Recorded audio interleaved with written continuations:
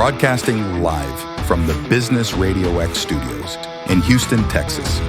It's time for Houston Business Radio. Now, here's your host.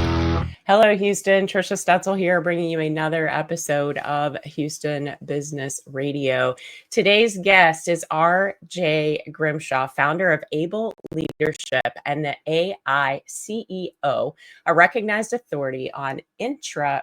We're going to talk more about that in a little bit, and business growth. RJ spent a decade as CEO of Unify Equipment Finance, where he scaled the company from 14 million to 250 million by focusing on execution, team development, and long-term value. Now, through his leadership programs and AI expertise, he mentors executives to think like owners and to leverage artificial intelligence responsibly to scale what matters. With a financial AI certification and years of hands-on leadership success, RJ brings a clear voice and practical strategies to the future of leadership. RJ, welcome to the show.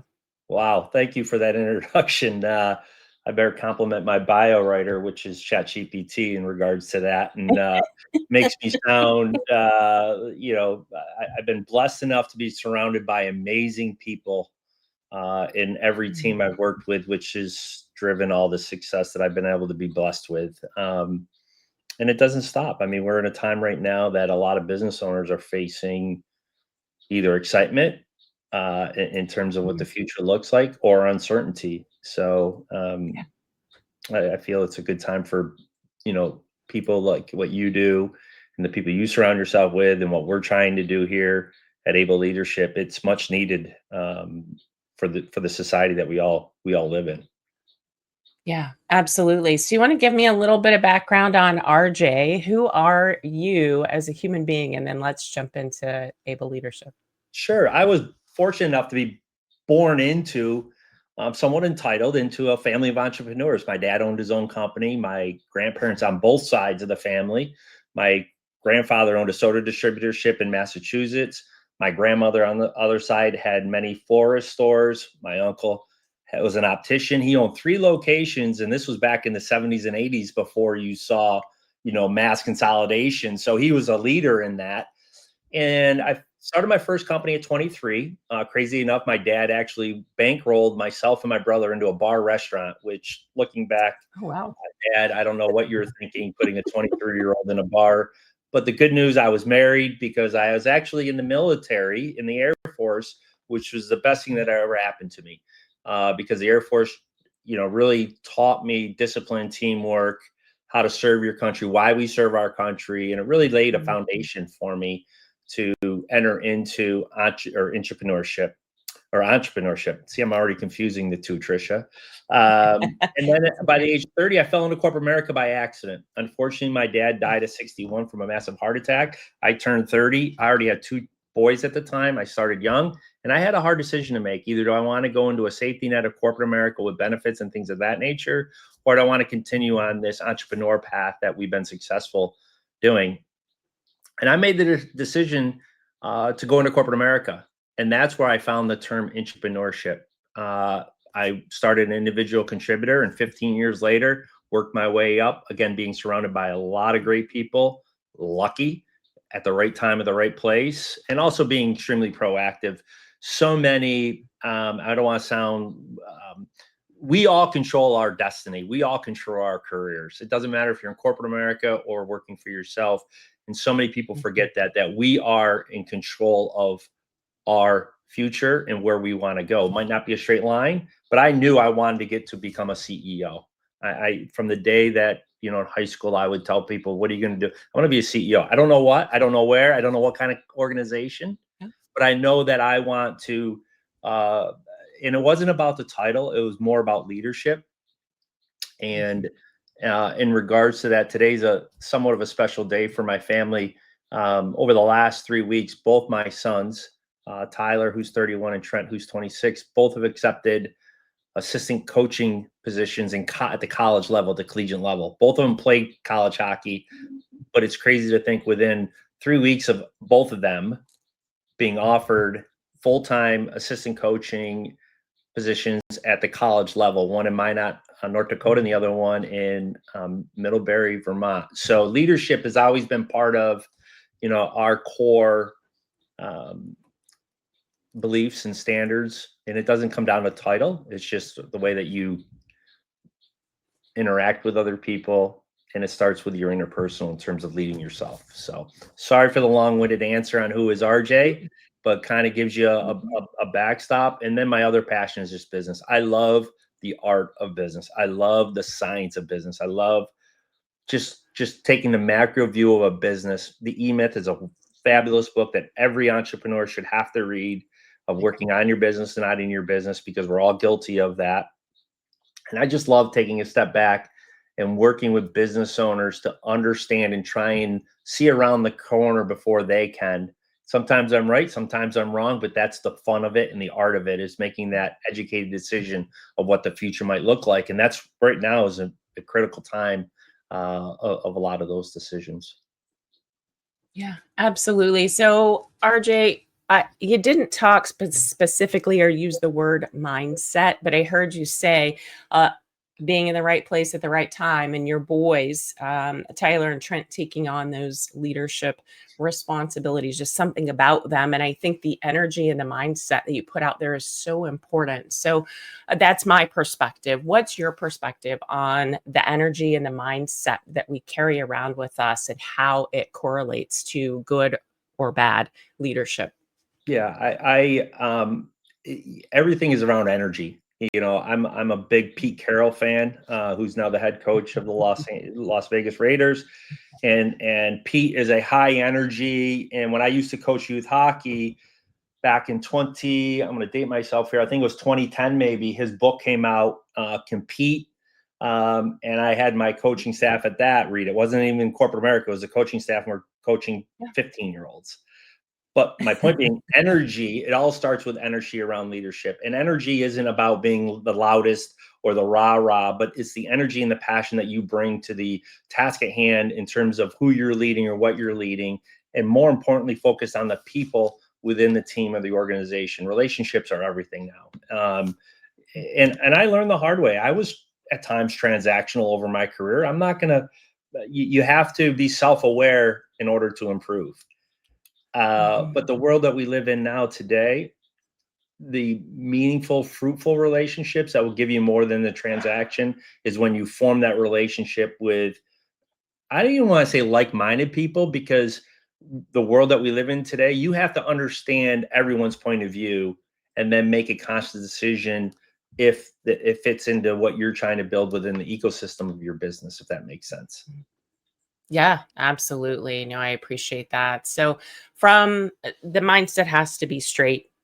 You have always known what it is that you wanted to do. You've taken Unify Equipment Finance from 14 million to 250 million. Besides having the right energy and mindset, what are the other key leadership decisions and practices that really made that transformation possible? The true growth really came when we built out our management team. And what I mean by that is we grew from 13 to 36 to 70. And at that 70 plateau range is really where we made some great investments in bringing in key individuals into the organization and allowing them to leverage their superpower within the discipline and the organization. So what I mean by that is, in our world, you have, operations. So a real strong COO that's really focused on processes and understanding processes and the ins and the outs. A credit portfolio manager that understands their role. Customer service. The key thing, and this is a great segue though into that, is the term entrepreneurship. I started learning and teaching around that topic back in 2010, 2011. And there's characteristics that you can look for in individuals when you're hiring them or bringing them in your organization, that when you identify these individuals, you know that they're going to have discretionary effort because they are wired a certain way. And most entrepreneurs are very resourceful. They're life learners. They love learning new things, which means that they're going to stretch themselves. They are very resourceful, so they can figure out, influence things without the capital per se, and or the direct line of hierarchy of leadership in the organization, but they can influence people. And as soon as we had those team members in place, as well as the culture of idea sharing. The whole idea of entrepreneurship is 75% of your frontline workers, your employees, have ideas and best practices to make your company better. However, as business owners and leaders, we don't provide the proper vehicle for them to share those ideas and be rewarded for sharing those ideas. So when you're able to formulate that, and it starts at the top in terms of your communication as a leadership team that we want ideas, it fosters everyone feeling they own a piece of the organization, and the processes and their voices are being heard, which today is so critical for people. People just want to be heard. They want to feel valued. They want to feel they're part of something bigger than just showing up and going through the motions. And people, you can attract higher caliber talent people. And guess what? It's not about pay. Pay is important, but it's more about feeling part of a community and part of a team, that their personal beliefs are aligned with the company's beliefs. And that's critical for any entrepreneur. Yeah, absolutely. Okay, so if you guys didn't catch it, we're talking about intrapreneurs, which are these growth-minded leaders inside of a bigger business, right? Yesterday, when you and I had a conversation, I was very interested in that. You want to dig around in that just a little bit further, RJ? Sure. Yeah. So an entrepreneur is a individual that works in the confines of an organization, but has the mindset of the entrepreneur. I did not know what that was, but I went into corporate America as a 30-year-old, just thinking the same way that I did the last 10 years of owning a business. Also then taking the discipline from the military, from the Air Force before that, and just thought that was normal, just the normal way of behaving in terms of corporate America. You figure out ways how to do things. And that's the way I was brought up. So I was blessed, fortunate enough, and it starts as an individual contributor in sales, and that's what I was in. So rookie of the year, top salesperson, then all of a sudden it leads into management. Unfortunately, in corporate America, that's the normal path sometimes, is we take high achievers and we put them into leadership roles. But I knew at that time, that's what I wanted to do. I wanted to be a manager, a leader, a coach. I grew up again in that family, and I saw that. So it was just naturally in me. But then I read a book by Tom Peters, who's a brilliant gentleman who wrote a lot of books in the 80s and 90s around leadership. And that was when I was introduced to the term entrepreneurship. And when entrepreneurs can self-identify as an entrepreneur, you see their confidence level go up tremendously, and they understand what they're doing and the value that they're bringing the organization. So they lean into it. And that's what I did. And the beautiful thing about being an entrepreneur, I like to expand on right now. If you're listening to this or watching on YouTube and you're debating on going into business on your own, but you're in corporate America right now and you don't want to give up the safety net of corporate America, and probably is a wise choice right now in the economy we work in the world, go find the job that is similar to what you want to start in your business and be paid to learn how to run that type of organization. I've had people push back and say, isn't that stealing from the business owner when you are going there just to learn and then maybe go start your own? No. What I said was, go add value, learn. We're not stealing anything. If it's proprietary, no, we don't take that. But learn the behaviors and learn what the day in the life of before you have to write a check, okay, to start that business, to ensure that you like it. And guess what? You might like the company, end up staying there and becoming an entrepreneur there without writing the check and have amazing success. Because entrepreneurs will have success in their roles. And their compensation, of course, will be in correlation to that success, because they're bringing higher value to the organization, which at the end of the day is all around revenue. It's about bottom line revenue. So that's why entrepreneurship, we look at organizations and we identify team members as really functional, which is 80% of everyone that shows up within an organization. 20% are vital. Your entrepreneurs are your vital. You don't want all vital employees, because that means that no one's focused on the day-to-day of running the business, the functional, because they're just as important. But you want the vital, who are always looking and striving and looking at everything within the organization. They understand the inputs and outputs, and they naturally do this on their own. a leader isn't telling them, hey, go learn this, go learn that. And I have a story to exemplify this, or example of this. At Unify, I had a young program manager that identified as an entrepreneur, multiple degrees, sports, athletics. He had it all. I mean, just well-rounded, but more importantly, energy that we talked about before. He had a lot of energy, passion, energy of becoming a better version of himself. He came to me and said, hey, RJ, I believe that we need an online portal for our clients to make payments. At that time, this was 2014, and we were just really taking off, and my focus was on other areas. And I said to him, I said, well, Tyler, I believe, I'm not sure. I haven't done enough research. We don't have anything in the budget allocated for that this year. It was right around August timeframe.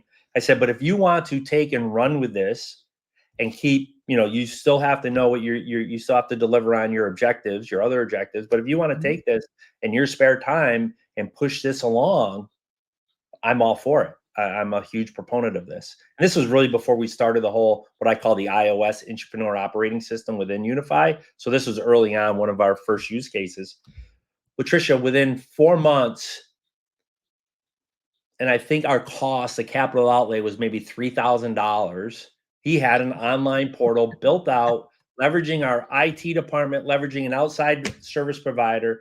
And now Unify processes close to $250,000 a month of monthly payments for our customers. Wow. You just had to allow them the opportunity to say, I'm focused up here working out, not that I'm more important, but I'm trying to do direction and things of that nature. And you're tactical. And if you can drive this forward without the resources, you're going to influence and things of that nature, then let's do it. And he was successful doing it. Now, here's the downside of an entrepreneur. If there's one negative, if you can't fulfill the entrepreneur's curiosity of what's next for them in the organization, unfortunately, they'll leave. And Tyler ended up leaving. I could not fulfill that. But I'm okay with that because at that time, he wanted more. He also was an attorney by trade. Okay. So he wanted to follow that. And that's what he does now. He practices law. That's amazing. So for those of you who are listening, who are on the edge, because I know there are a lot of you about wanting to open your own business and get away from corporate, there are actually ways to embrace that entrepreneur spirit that you have inside of the position that you hold today, which is intrapreneurship, if you're in the right space. If you're in the right space. And you can also help others be in that intrapreneur mindset if you're still in bigger businesses, right? Where you can help them. I'd love to expand on this too, Tricia. Let's go. Right now, there's a lot of people, and I know this is a business-focused podcast, but in the same respect, you have a lot of high achievers, and maybe they've been downsized recently. Maybe they've been, maybe they're just not happy and they had enough and they said, I can't take this anymore. This is just RJ's opinion. There's a couple of things that you could be doing as you go enter into the job market, or if you've been frustrated by trying to be in the job market. Take some time today, or when you're listening to this, learn around the topic entrepreneurship. You can Google it. There's all kinds of papers, YouTube videos, things of that nature, and it's about mindset. Add that to your resume that you've identified. Now, if you don't identify as an entrepreneur in terms of the characteristics, don't list yourself as an entrepreneur mindset. But you'd be surprised if you added that to your resume, okay? Your likelihood of an interview will go up tremendously. However, you're going to have to talk around that topic and give examples of that when you identify during your interview. The second thing, and you mentioned this earlier, is AI. Focus on learning how to prompt, how to drive the LLMs. And you can reach out to me at rj@rjgrimshaw.com. I can send you an ebook that shows you how to prompt. And then add that to your resume. And there's several free classes on LinkedIn, on several other, YouTube, things of that nature. And start learning around how to leverage AI. just subtly. Learn how to prompt, learn the differences between ChatGPT, Claude, Gemini, just from a high level. Again, you're going to take your resume and it's going to go up a notch because you are leaning into what the future looks like and understanding it. I gave this advice to a young girl that just graduated college. I said, what are you doing with, are you dabbling with AI? She goes, oh no, I'm not doing anything with it, which is normal. People are busy with their life. I said, They are. and she was looking for a marketing job. I said, hey, I would press you tomorrow, was a Sunday, on Monday, to take a couple hours, and this is your job now because you don't have a job. This is your job. You're going to study AI for a couple hours. I can send you some videos and then do exactly what I said to do. List it on your entrepreneurship because she was an entrepreneur. 2 weeks later, she had a job, full-time job, marketing department, dream job, just subtle changes. Now, I don't know if it was that or not, but in the same respect, it makes me feel good. And at the end of the day, she's fully gainfully employed and is extremely happy. So my point being, you have to think a little bit different in the world that we live in today.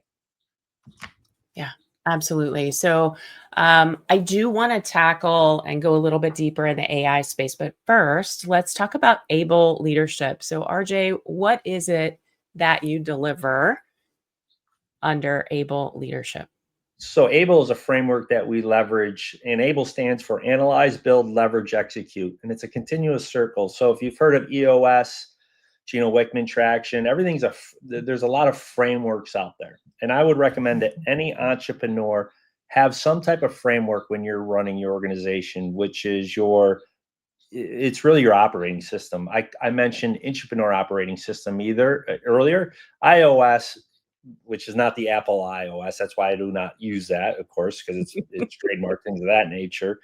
But it's an operating system that leverages ABLE. And when I say ABLE, again, if there's an idea, we're going to analyze the idea, or if it's an issue, we're going to analyze it, and then we're going to make a decision to build around that to fix it. We're going to leverage the process, and then we're going to execute. And that's a continuous life cycle of every process within any organization. And it's a mindset that plays into you're enabling the team members to do their job to make the ecosystem and the culture within the organization high achieving. And if you're always analyzing from an ABLE mindset perspective, it just naturally happens. It's a muscle that you work that just naturally happens over time, because entrepreneurship is just not an initiative. It's an operating system and mindset, one, for the individual in the company, and two, for the company overall. And now you layer on AI as a resource with a model to do deep research and expedite and speed things up for individuals, and you're an entrepreneur, game over. I mean, it's a magic, powerful combination of human element, because at the end of the day, AI is as good as the human that is driving it. Simple as that. Absolutely. All right. So then let's dive into the AI CEO. I mentioned it a little bit earlier, and you just started talking about, you didn't say the intersection between humans and AI, but there is, right?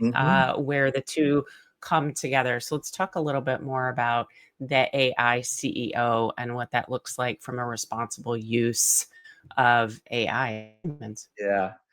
Great question. And you mentioned earlier, AI expert or guru. I'm far from that. My buddies, tease me all the time. I said no. I said the reason why I went in, really why I started leaning into AI, is because I know as a business leader, you do not have the time to drink out of a fire hose, and the information just gets faster and faster and faster. So if I could go and learn, not as a data scientist, but learn from a business operations perspective and take that knowledge and then share it with my clients, okay, that's my goal, is to be your ears in vetting opportunities and cutting through the noise to say, no, this is where we want to go, or have you thought about this, or have you thought about that? Because where companies are getting in trouble right now with AI, when I say in trouble, it's not delivering what they expected, is from a foundation perspective. If you were a poorly run business before AI is not going to fix you. If anything, it's probably going to hurt you because you're hoping that it's going to do things that it can't do.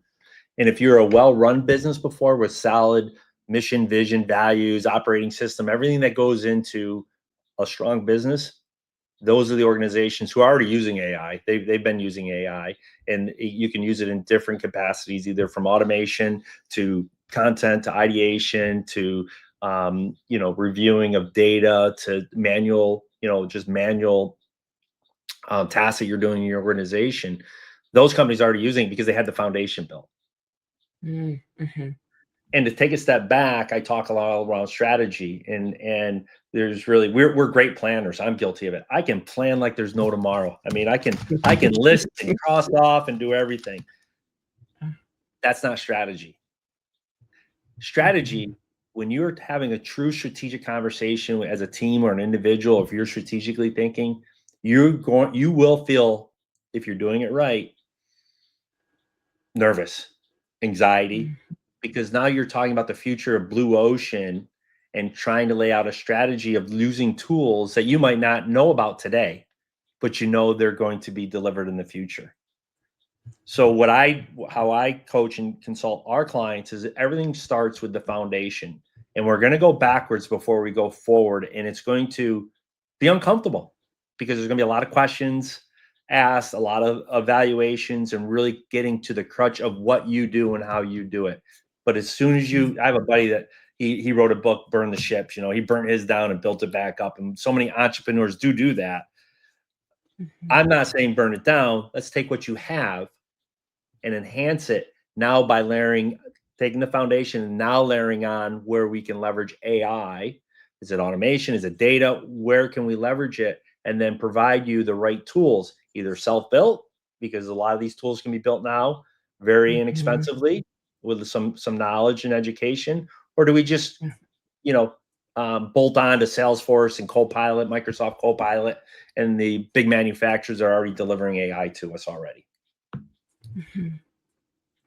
Yeah, there's a big difference between planning and strategy. I'm so glad that you brought that up. I know it was something we talked about yesterday and didn't tackle here. So thank you for circling us back to that. So as we finish up our conversation today, my last ask is if you could leave the listeners today with one piece of advice on how to adopt that entrepreneurial mindset in their own careers or their businesses, what would it be? Be proud of who you are. You're most likely the person in the organization asking why, a lot of questions.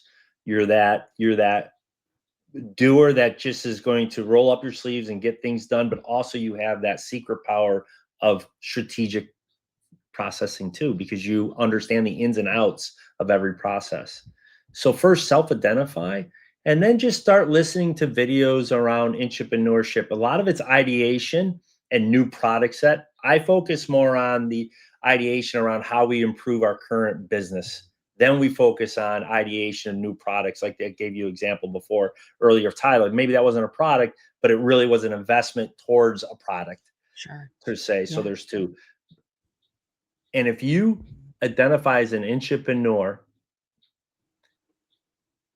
leverage that and be confident of who you are and lean into it and be proud of it and tell people and educate other individuals. Because if we can get entrepreneurs that are self-identifying, we're only going to make corporate America or businesses better. Okay. And I'm all about the small person, no disrespect if you work for a big company, been there, done that. I'm now about I want to help the SMBs, and my definition of SMBs is a company with 20 or less employees. They're in a community, they're making meaningful strides of helping the community. They probably bank at a local community bank. They're active. Those are the organizations that I love helping, and I guarantee, Tricia, probably you're the same exact way. And again, I'm not knocking big companies; they serve a purpose, but this country was built on businesses like my dad, my grandfather, my grandmother, and we need to bring those back and provide them the proper tools to be successful.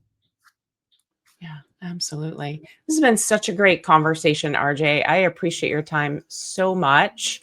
Would you please give your contact information for those who want to learn more or just reach out and have a connection with you? Sure. We have all kinds of resources at the AICEO.ai, the AICEO.ai. We have an ebook, we have a prompting guide, we have some agents that we've developed on there. You can start at least looking at them from around custom agents. And my contact information's on that website. I'm on YouTube talking about entrepreneurship. You can just Google RJ Grimshaw and you'll, a lot of stuff will pop up in regards to that. Or you can just reach out to me, RJ at the AICEO.ai. I respond to all my emails. I try and get back to everyone within a day.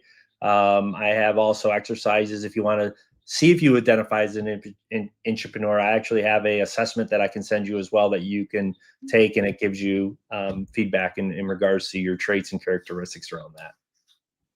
Very nice. It's fantastic. All right, you guys, it's RJ Grimshaw, Grimshaw. As always, I will put all of the links that RJ talked about in the show notes. So you guys can just point and click if you happen to be sitting at your computer. If you're in your car, please wait until you get home to point and click. And again, RJ, thank you so much. I really enjoyed our conversation today. Thanks, Trisha, for having me. I greatly appreciate the opportunity to have this conversation.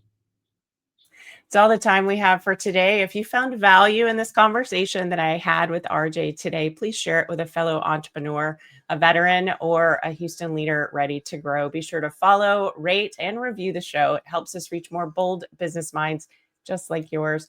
And your business, your leadership, and your legacy are built one intentional step at a time. So stay inspired, stay focused, and keep building the business and the life you deserve.